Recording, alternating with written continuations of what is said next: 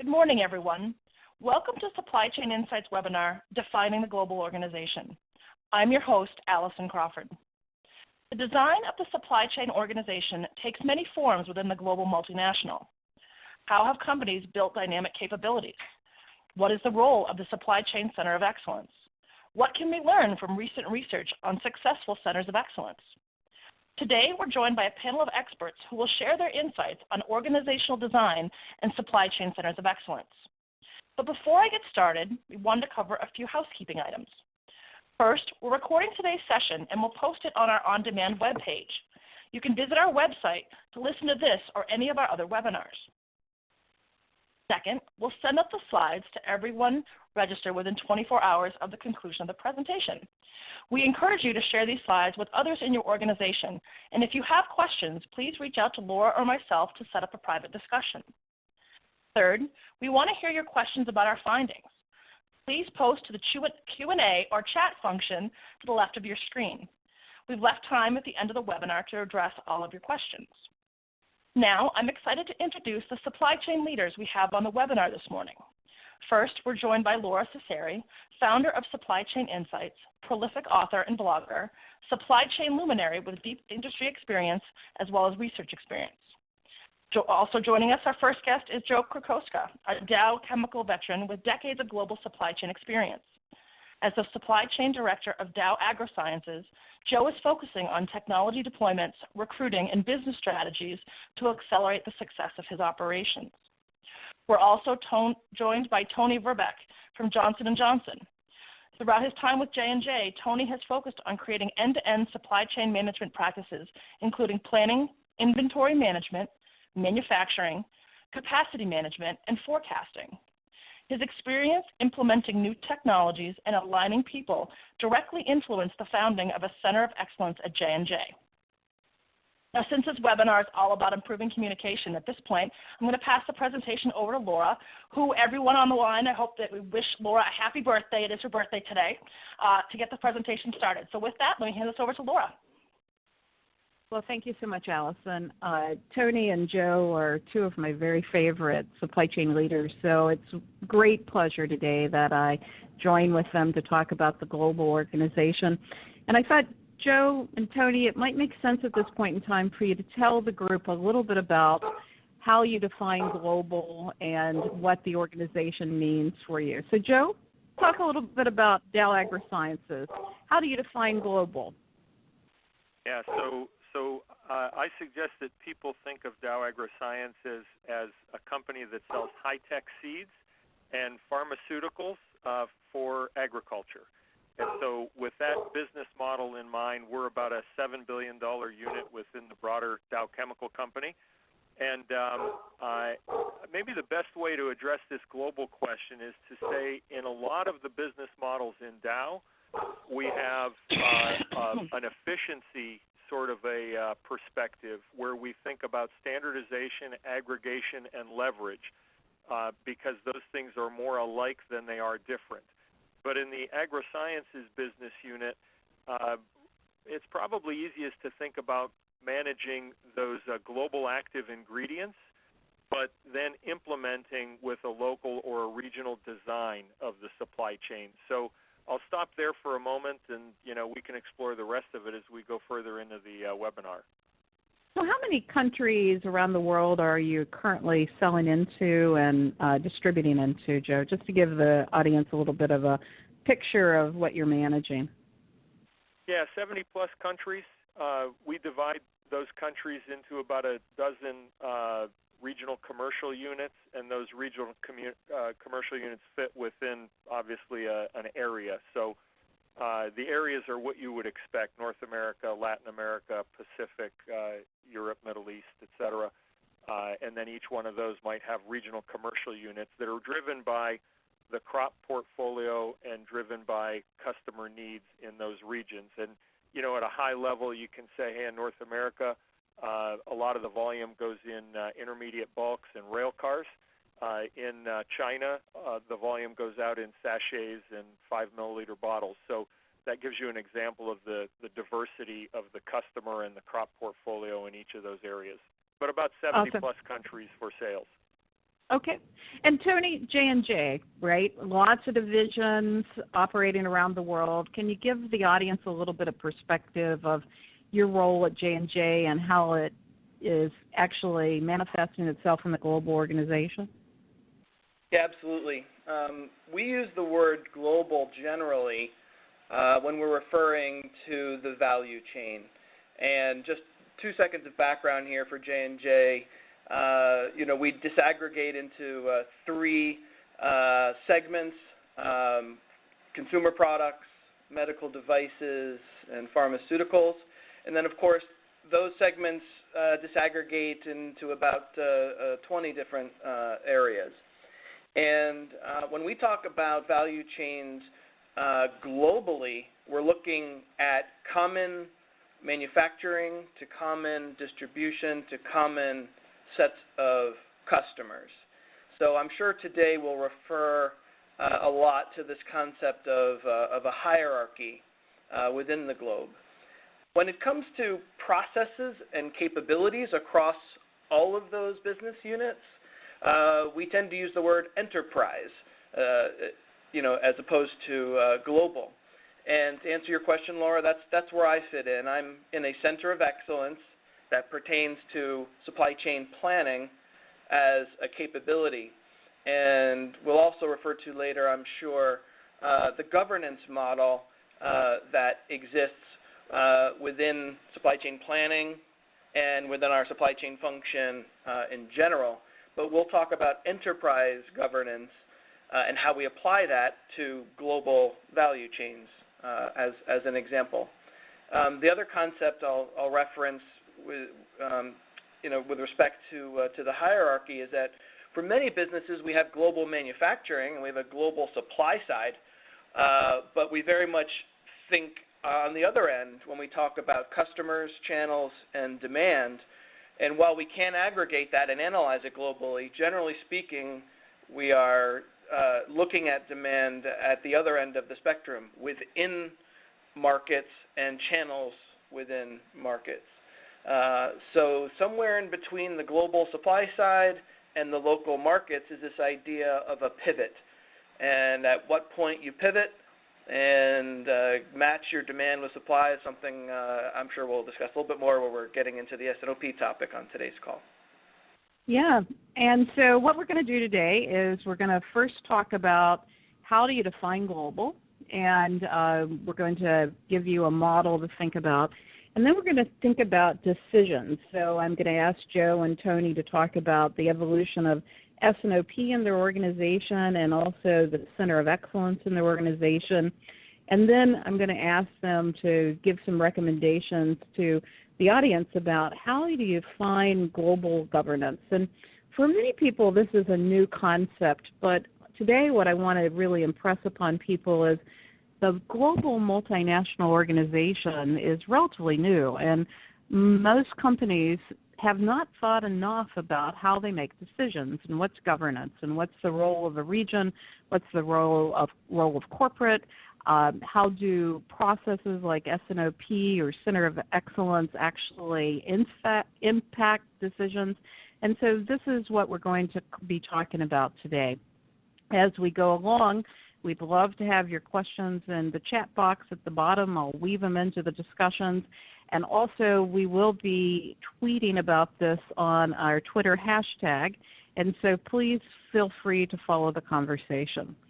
So, Joe and Tony, as I work with companies, and this may not be absolute, but, global's not global. And as I've worked with these companies that are on the list, Dow tends to be much more around global architecture, global archetypes, process definition. And then we'd have somebody like Apple that tends to be a little less global in terms of definition or corporate-driven. Procter & Gamble, which has set up the business units around the world. Unilever, that tends to be even more regional in terms of decision-making. Kimberly-Clark, which tends to be more of a regional player, but the regions have power. General Mills, where the regions have power. And Tony, of all the organizations I've ever worked with at J&J, the regions and the divisions tend to have more power than most organizations I've ever worked with.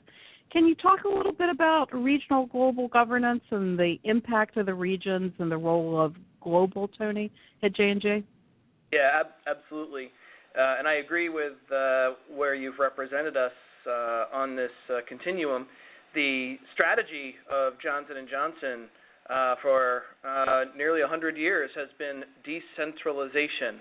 And for much of our history, that decentralization was almost absolute, meaning that the 50 business units within Johnson & Johnson had complete autonomy to make decisions on all aspects of their business, both commercial and supply chain. I'm going to say about 15 years ago, a journey started on the supply chain side to find a balance between the benefits of decentralization, but also some of the costs and efficiencies that it, of course, drives. So coming to today, that has resulted in a design and a governance model that ended up with organizations like the one I'm in now that include a center of excellence, where we're setting principles for process and capability and decision rights, but they are applied within those 50 business units.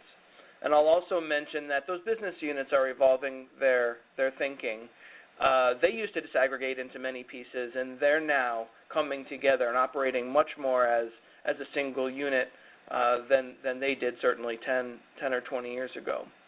The one element that is still a major challenge is going back to the concept of the pivot. Some processes and capabilities from a supply chain perspective need to be executed, obviously, and even governed locally or regionally. But at some point, we do need to bring that together to a global view and make a global decision. Some pieces of J&J, I believe, have figured that out very well over the last 10 years, and some others are continuing to struggle with it. And in those environments, decisions can be difficult to reach and to stick. So we're very much on an evolution here, Laura. Yeah, and I think most companies are on an evolution. I mean, it's easier to say global than to actually implement it. And Joe, I know you're in a division of Dow, and Dow tends to be more of global corporate definition. Any insights here about the definition of global governance and the role of corporate versus the role of the division and the role of corporate versus the role of the region? Yeah, to me, it really comes down to understanding where and how you create value in your business model. So, the broader part of Dow Chemical, I think you're right. It's on that left-hand side of the chart. And if you think about, how different does polyethylene need to be in China versus the Middle East versus somewhere in Latin America or the U.S., and then contrast that against how different a product might need to be if you were going into a rice market as compared to a corn market or a sugar cane, et cetera. And so Dow AgroSciences as a business unit is on the right-hand side of this continuum, even while Dow Chemical overall is clearly on the left-hand side. And you can think about Apple, very personal products, and yet an iPod in China and an iPod in the U.S., you could pick either one up and start using it. They're identical. So I think you have to know where you create value and how you create value, and then make sure that you don't lose that, especially when you're in a broader organization. I think one of our challenges, one of any of the business units' challenges within Dow, is if you operate on the right-hand side of this continuum where you create value, how do you do that and still take advantage of but not be suffocated by global architecture decisions and global governance decisions? Yeah, and Joe, I think that we're starting to think a lot more about that design now than, say, 5 years ago, because this whole definition of value and the definition of global, I think, is maturing. Any insights there? Yeah, in the broader Dow, we've said for a long time, one size does not fit all, but that was not actually how we behaved. We continued to have this DNA inside the company where we attempted to standardize so that we could aggregate, so that we could leverage globally. And we did that in each of our functions, and we were organized around a functional excellence model in the broader Dow. Recently, the past, since our new CEO came in a decade ago, he's been talking about how to transform the market facing. And over the past year, we're actually trying to formalize that. You used the word archetype a moment ago. And we're trying to develop a handful of archetypes within the broader Dow so that we can formalize multiple sizes, so that we don't force fit, archetype 1 architecture on an archetype 3 or 4 or 5 type of a business model. And I heard a very interesting statement the other day that I think sums this up. If you think of archetype 1 as more commoditized B2B sorts of business models, the person said if you're an archetype 1 business, it is about the aggregate performance and how well you standardize and aggregate. If you're one of the businesses on the right-hand side, it's less about any value that you might extract from aggregation efficiency, and it's more about the needs of that particular business unit. And as long, I think, Laura, as we can remember that, we can make smart decisions along the way. But there is no doubt that it is more complicated running one of those units inside a DNA that's on the left-hand side. That's a big challenge. Right. And also a supply chain's not a supply chain. So global's not global, supply chain's not a supply chain. On average, we find that companies have had a supply chain for 15 years, and supply chain processes are about 30 years old, and so we're maturing these organizations. And that not all organizations have source, make, deliver reporting through a common leader, that it's about 1 and 2 for source and make, and about 30% that have source, make, and deliver reporting to the same leader. And we see the evolution of centers of excellence, but only about 50% say that they're effective. So, Tony, as you look at this, how does this compare to the evolution and maturity of the J&J supply chain organization? Yeah, from the supply chain organization perspective, it very much resonates.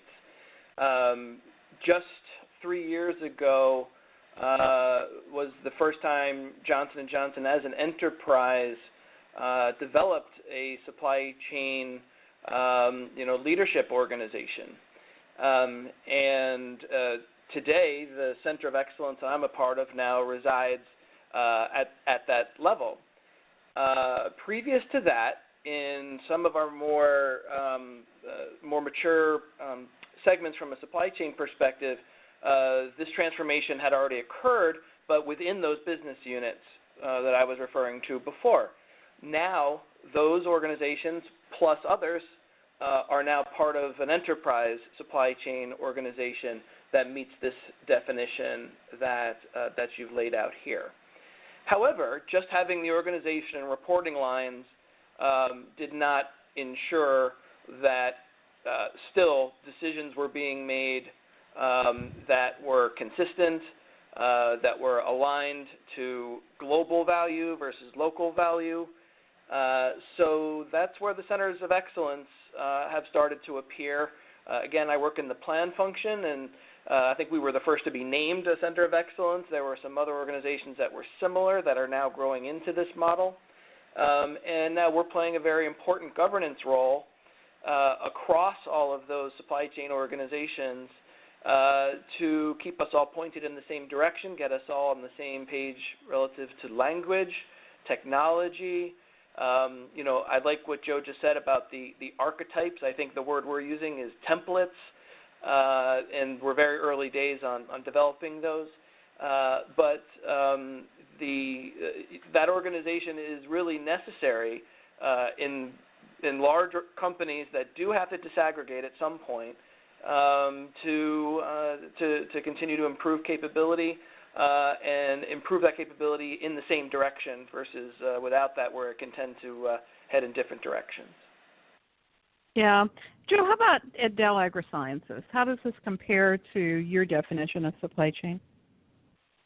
Yeah, we do have a formal supply chain organization. In Dow AgroSciences, we actually report through an operations vice president that reports to the CEO of Dow AgroSciences, and that operations VP has much of the plan, source, make, deliver reporting through them. So in Dow Chemical overall, we have a functional VP for supply chain that reports to a C-level executive. On the expertise center side, we have an expertise center in the broader Dow, and we have an expertise center even within Dow AgroSciences. That's a bit unique. A number of the business units in that broader Dow do not have business dedicated expertise centers or centers of excellence.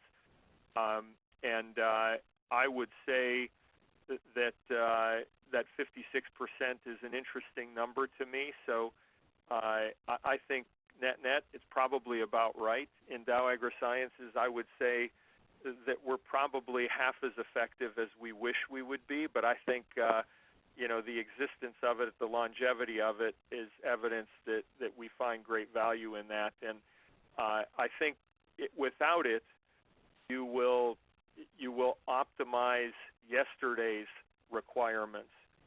With it done well, you can make sure that you're designing for where the business and the supply chain needs to be a decade from now. So to me, that's the value proposition of having a center of excellence. It's all about designing for tomorrow. And it is. But I remember, Joe, when I first came to see you, that you were just starting to evolve this, right? And so the presence of C-level reporting is relatively new at Dow. And Tony, I remember the evolution of J&J, right? It's really pretty new with you too. And so as you think about the definition of supply chain organizations, is there any learning there as you change those reporting relationships? For J&J, I'm going to say yes, and a lot of this is my own view of things. I think we're learning as an organization, and I'll go back to the concept of altitude. In one of our segments, we brought the plan, source, make, deliver leaders together at a very high altitude, and therefore had very large, siloed, functionally based organizations within supply chain. And that drove functional capability within those silos, which was great, and actually they did move forward, but lost connection or easy connection with the businesses themselves and where the businesses were going. And I think we learned that lesson, and that has since reversed, and now where plan, source, make, deliver come together is at a lower altitude, but still direct line reporting up to our supply chain officer. And that plus the evolution of centers of excellence, I think, is getting us to a much better balance. It drives the functional competency, gets us where we need to be today, tomorrow, into the future, but maintains that critical linkage to the businesses and commercial partners and what their strategies are over the short, mid, and long term as well. Joe, how about you? As the organization has changed in those reporting relationships, any insights? Yeah, so Tony has just given me a new word that I can add to my vocabulary, because I love that idea of altitude. And I think, as with most things, you have to get the right altitude. I think the Dow Center of Expertise, there's many stories along the way, major enterprise projects that disrupt your strategic intent, et cetera. But I think one of the things we were guilty of in the big picture is we got so high in altitude that we started to suffer on relevance. And so once you suffer on relevance, the business units where the revenue comes from and where the profit comes from start to have views that are not complementary about the value that an expertise center would be bringing. And so I think that's the story of Dow and Dow AgroSciences. I mean, it was probably around a decade ago that in Dow AgroSciences we started to develop specific capabilities outside of the mothership. And it was probably about 5 years ago that we made a decision to formalize that in a way and start carrying this responsibility to design a supply chain specifically for where the business was going and where the business strategy wanted us to be. And so I like this word altitude. I think that is probably the key word. And there are some things, a Dow system of record certainly needs a high altitude because that's $1 billion investment. And but when you get down to visibility of demand signals for crop protection, clearly that's going to be irrelevant for every other business in Dow, and yet it's essential for our particular business unit. And so you can't get too high in altitude, otherwise people don't understand what to support or how to support it. So I think this is a really important word. Okay, so we've got pivot, we've got altitude, we've got value. That all comes from us thinking about how to make deliberate choices in the business. And one of the evolution that we have seen in process is S&OP.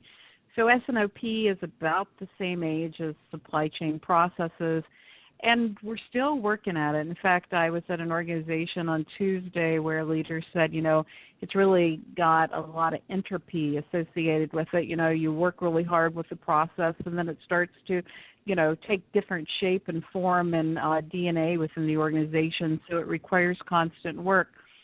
And in our recent research on S&OP, we found that 1 in 2 companies think their S&OP processes are effective, and 37% believe they've got a balanced S&OP between the S and the OP. And yet when people are able to get it right, they really believe that it improves agility, but it's not always implemented to plan.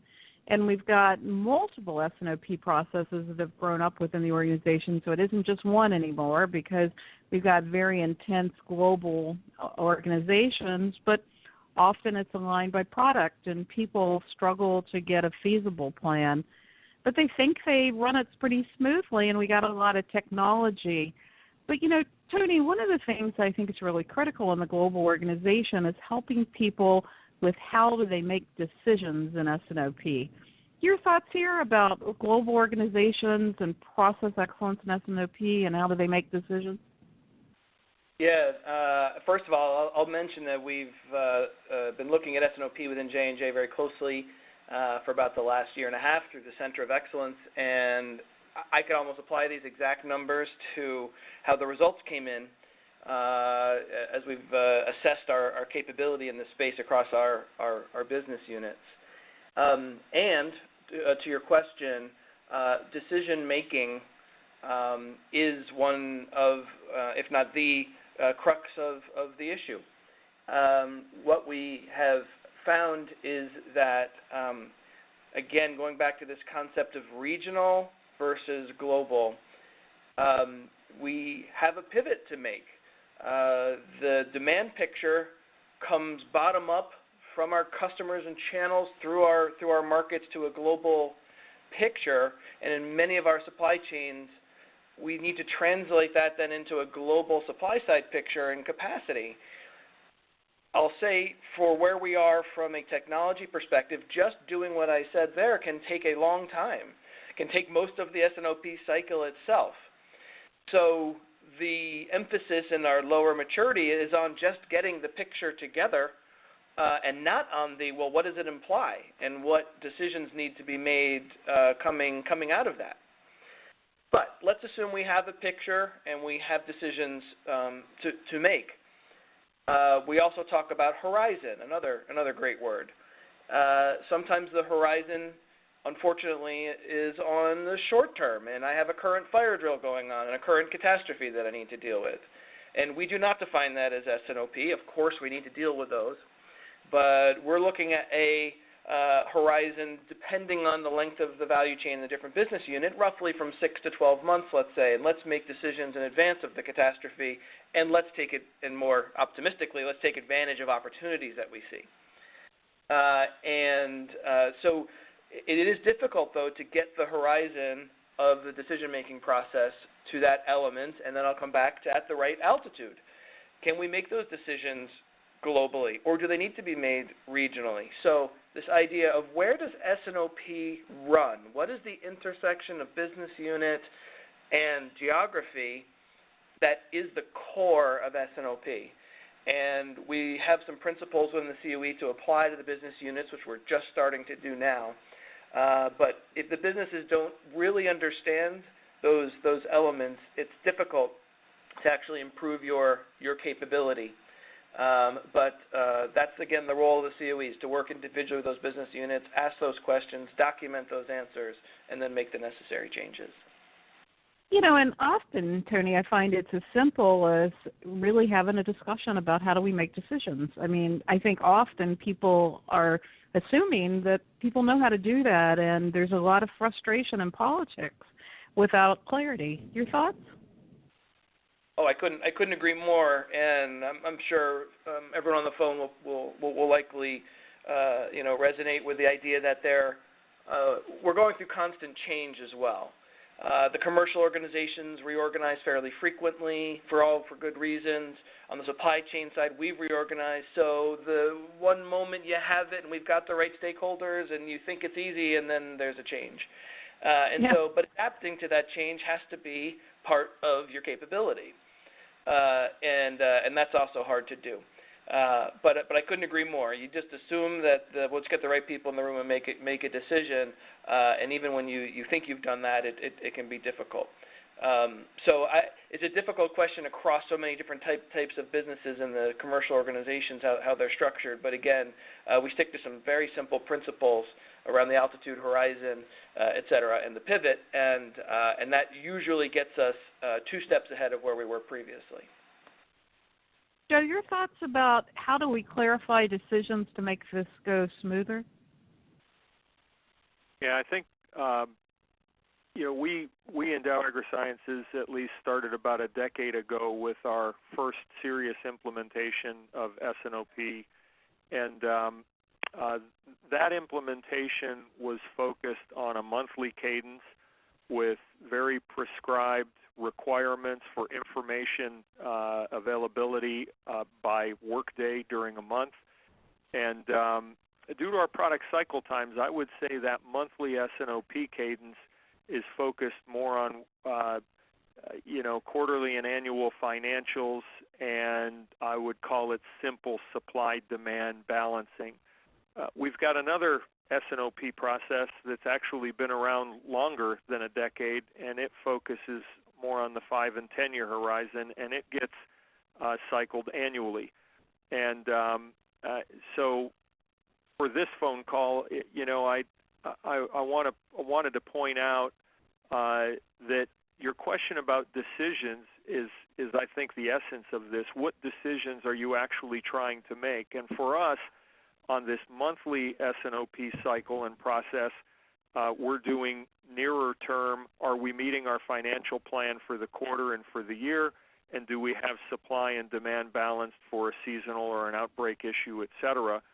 But because of the length of our manufacturing or supply cycle times, in all cases, the material that we're selling in any season today was manufactured, certainly in an active ingredient level, probably 6 months or a year prior. And for that reason, this annual S&OP with a longer horizon, it has a different set of decisions that are more related to product launches, registrations, resourcing and R&D, et cetera. And so I think your question is very insightful. What decisions are you actually trying to make, and then design your S&OP around those, and don't assume that one S&OP actually covers all the decisions you need to run an effective business. And I think we've got to be clear to the team about what is the goal and how are decisions made, and I find often that that's a missing ingredient. And we recently developed this infographic around, the fact that S&OP is a tough nut to crack, and we've been at it from the process, we've been at it from the technology angle, but I think there's a lot of organizational DNA to build around S&OP. And I want to just share some of the research and then ask my panel to comment. One of the things that we've been looking at is the concept of balance. And in the design of S&OP decision making, as we think about the regional organizations that tend to be much more focused on commercial, and the operations organizations which can be more focused on corporate, we find that not a lot of organizations have balance between the role of the commercial teams and the role of operations, which makes the matrix of regional and global even more complex. So we did some recent work where we looked at consumer packaged goods versus other industries, and we found that about a third of companies are balanced, but we've got political pull, regional pull there, and then we looked at individual companies, and we found that they're at very different places. Joe or Tony, which company would you like to be, and any thoughts about any experiences of driving and balance? Tony, go ahead. Yeah, I mean, obviously we'd like to be more balanced than not. Just being completely open, as we've looked at our S&OP processes through assessments within Johnson & Johnson, we're probably towards the company B or C level for sure.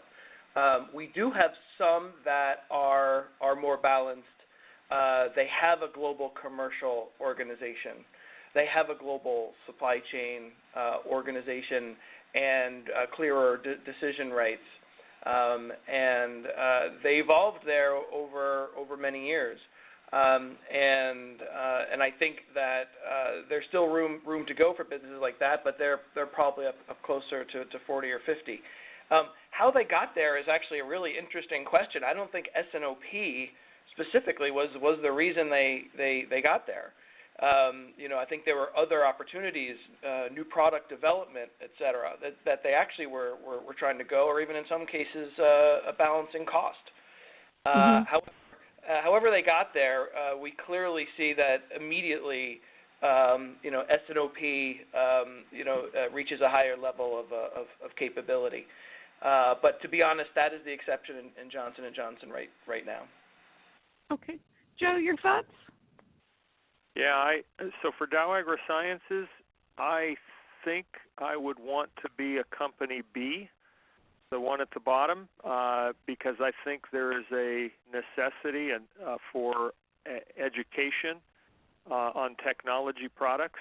And so I would like to think that we're so good operationally that we can afford to spend 6% of our calories on emphasizing logistics and manufacturing, that we can make that almost transparent to the customer or to the process.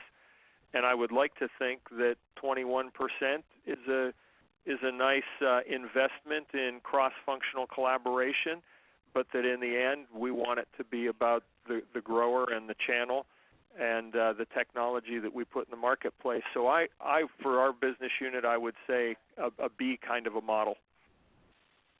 But it requires design, and one of the issues is that, when we find companies, and this is from recent survey data, where we looked at the understanding of demand and supply in S&OP, that often as we have evolved planning processes, they're well understood at the supervisor or the planning level, but not necessarily well understood at the P&L level, where we really need S&OP to report at the P&L level to be effective. And how do we educate the organization to make these decisions? Tony, any thoughts here?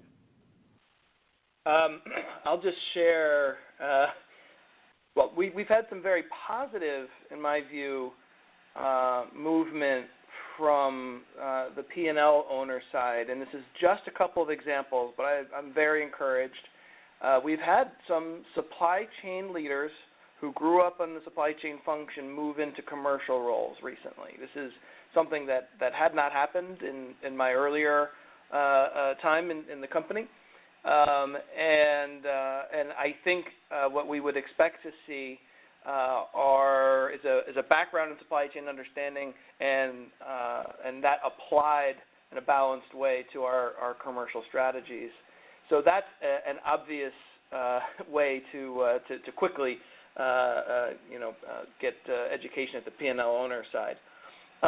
Beyond that, I will say that I'll use consumer products as an example.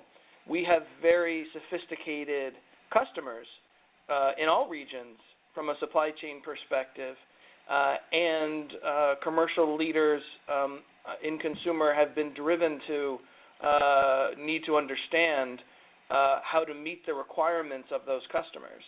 And I've seen that drive a tremendous difference in the types of discussions that we've had over the last 15 to 20 years in consumer products.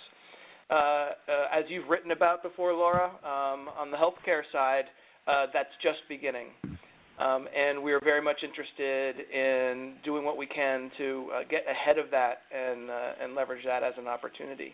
But we're very, very early days on that, and it's been a more difficult discussion at this stage. Joe, your thoughts on education of the P&L leaders, since that's where we really need S&OP to report? Yeah, I think this is maybe a variant of the question of how does supply chain get a seat at the top table? And my answer to that is that if you're providing insight through your existence, you will have a seat at the top table, and this problem will tend to solve itself. If you're a business that defines supply chain as trucks and warehouses, you'll only be at the top table if your business model is about trucks and warehouses. But if your business model is more of an end-to-end, market-driven, customer-driven, then I think supply chain, due to its T-shaped nature, has the visibility of the data and the possibility of the insight. And when you combine those two, I think you get a seat at the top table, and that solves this problem. Well, let's shift gears. Let's go to the Center of Excellence. Now, Tony, I know that you've recently designed the Center of Excellence for Planning, and Joe, you've had some emphasis on this as well in the evolution of Dow AgroSciences. What was the genesis of creating a Center of Excellence, and what insights would you have here around governance? Tony, you want to take it first? Yeah, sure. As I've referenced earlier, for many years, decisions were made around supply chain locally, and technology is just purely distribution, supply chain design decisions. So governance was the primary driver for the creation of centers of excellence. They started actually within our segments as we tried to drive commonality and governance, within consumer products, medical devices, and pharmaceutical. It's only been a year and a half or so that we've actually now elevated that to exist at the enterprise level. And again, governance and primarily around technology recently in decisions, and the understanding that we should satisfy one set of business requirements, which many businesses share, one way and not 30 ways, is sort of that's the low-hanging fruit for us and where it came from.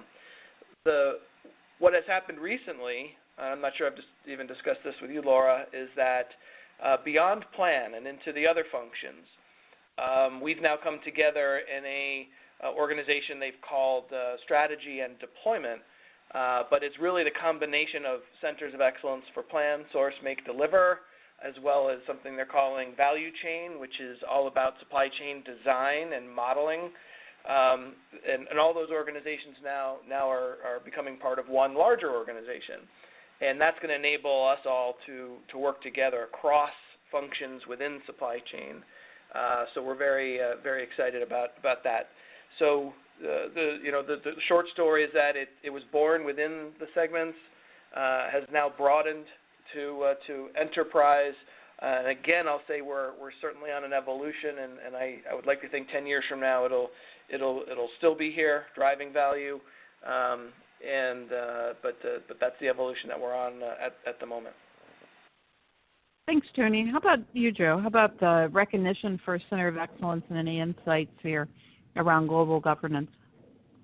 Yeah, for us, the genesis was, several years back, sort of a recognition or a realization that all of the important problems that we had were a function of design, that whether it was a work process, people or organizational issue, or a technology or tool issue, it was usually the nexus of those three things, and we realized we could not hope to solve those problems at a local level or even a regional level and still have an integrated global signal or data stream that we could run the business with. So that was really when we formalized our expertise center. So it was about 5 years ago. I've always found it interesting, Joe. Chemical engineers, what we learned was design processes. We designed distillation columns and heat exchangers, but yet too few people design their supply chain. That realization is one that has to take hold, and then it kind of takes a life of its own. It's not just about designing the buildings, but designing the flows and designing the processes, and that's an evolution all to itself, don't you think? Yeah, absolutely. I had a former boss who was put in charge of maintenance for a mega site down on the Gulf Coast, and shortly, after getting into the job, he said he came to the realization that there was no way to drive down monthly or annual operating costs or maintenance costs because it was all part of the original design, and he could not fix that. And so the best he could do was just kind of bail water in the short term, because you really couldn't affect the fundamental nature of so many of the things that were designed from the very beginning. So I think you're right. Tony, your thoughts about really growing with this concept around design, because that's pretty new for you as well. It absolutely is. And for probably the first year of our existence, the plan function was, since we are, I like the T-shape analogy, since plan does look end to end, we were taking on not only the planning of today's supply chain, but also how we look at how we should be changing the supply chain for today's products, but also for where the businesses are going. And we moved that along to a certain point. Recently, as part of this new organization, they've created another group called Value Chain, and the Value Chain group will define the processes and capabilities of actually evaluating a value chain in today's environment, looking at the balance of cost, service, inventory, and so many supply chains, and I'm sure in all our companies, are what I call out of balance, where we've emphasized cost for 10 years, let's say, and at the expense of other things. But they will evaluate that in a balanced way and make recommendations for change. The recommendations will be executed, of course, locally within the segments, and those could take many different forms, from distribution networks to transportation to the manufacturing network itself, et cetera. But they are bringing together the modeling capabilities that grew up in pockets around Johnson & Johnson into one way to actually model a supply chain as it is today, and then look at changes to it in the future and come to a reasonable conclusion about what changes would do. How would they change the picture? Can we make changes that actually improve everything simultaneously? We have so much low-hanging fruit that I think that answer is yes in many cases.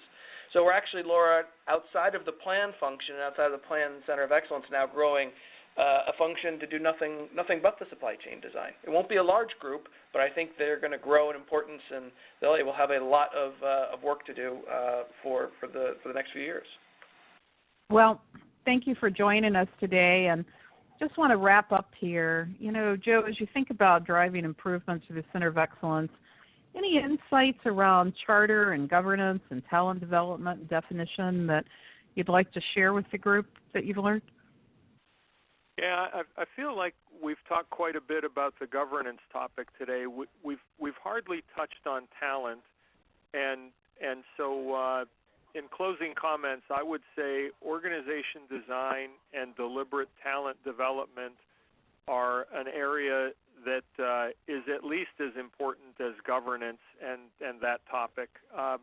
And I think it's a space that, as you have talked about, I think it's becoming a missing key ingredient, especially in the mid-level and especially in light of the technology and systems that we have at our fingertips these days. So to me, when we think about talent, we need to talk specifically about a leadership component, a development component, an org design, and then last on my list would be people systems, things like how we do performance reviews, et cetera.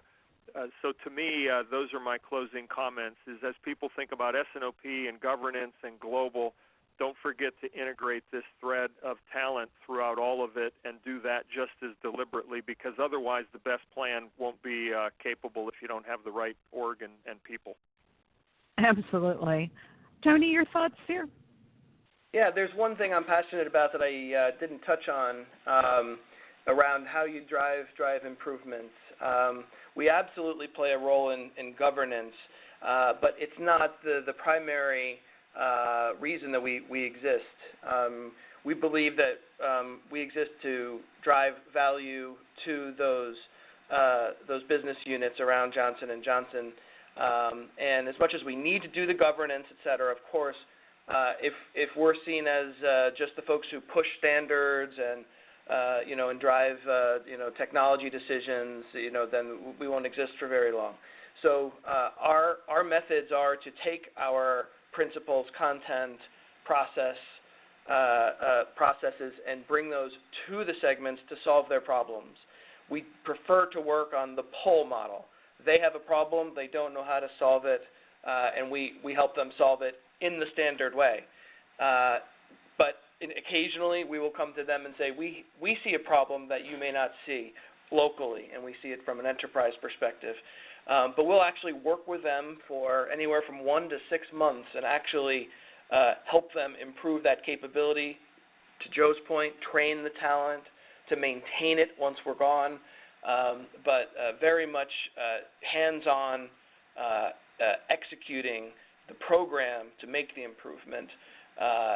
Yes, doing governance as well, but that is our primary focus. Well, thank you very much for joining us today.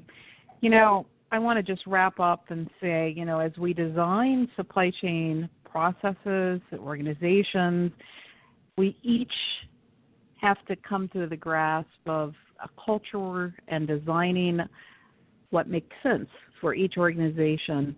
And think about, how does the culture tie to supply chain decision making and be deliberate? And one of the ways that we can get there is through existing processes like S&OP, because it does span regional global bodies and it does span functions.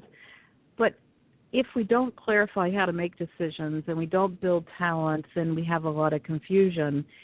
And with the new evolution of centers of excellence, we also have an opportunity, particularly as we look at design functions and how design functions tie to better alignment and better balance. But again, if we aren't making conscious choice and we aren't thinking about how do we drive value and what are the governance processes to drive value, I think we miss a golden opportunity.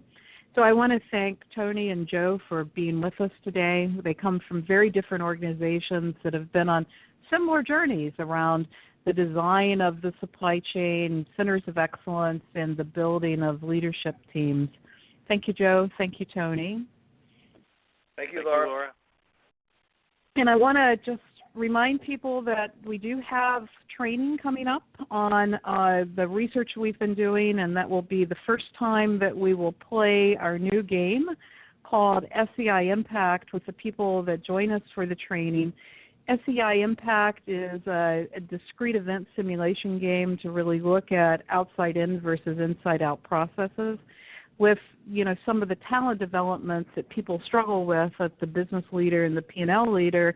We wanted to build a discrete event simulation game to help people to be able to see the impact of decisions in S&OP processes and the impact of having data of channel and suppliers for those decisions.